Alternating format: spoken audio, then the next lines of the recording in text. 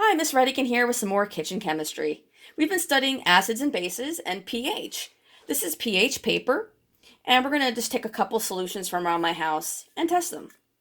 Okay, so we dip it in, and we match it up. And this is a pH of 3. You can see it matches pretty well to 3. And we're going to do another. So 3 for that one.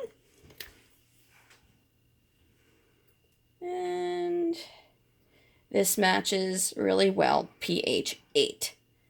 Okay. So even though they're both pretty clear solutions, they have very different pHs. Let's take a look at that and some difficulties some of you were having last week.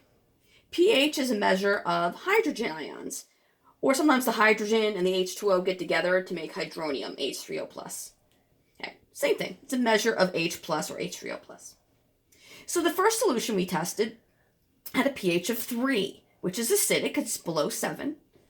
And a hydrogen ion concentration is 1 times 10 to the negative 3. pH 3, we know the relationship is exponential. 1 times 10 to the negative 3, which looks like this. 0.001 molar, which is, a way of measuring concentration.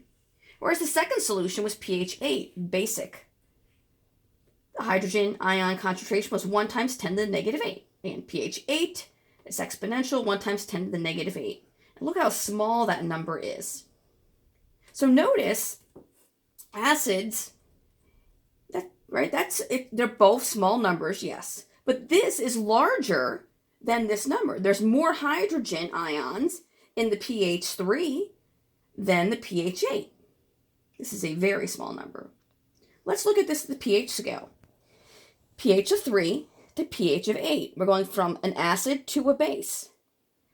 Every time you change pH, it's not changing just by 1, the pH going from 3 to 4, but the hydrogen ion concentration changes by a factor of 10. Every change of 1 is really a change of 10, because this is an exponential scale. So you're changing 10 by 10 by 10 by 10 by 10. So as you go from a pH of 3 to 8, you're changing 10 to the 5th times. You're becoming 100,000 times less acidic, because you're going from an acid, a fairly strong acid, pH 3, to a weak base.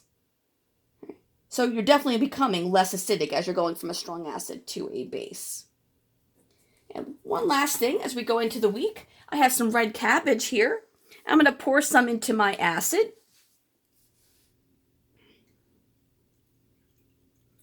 I'm going to pour the same red cabbage into the base.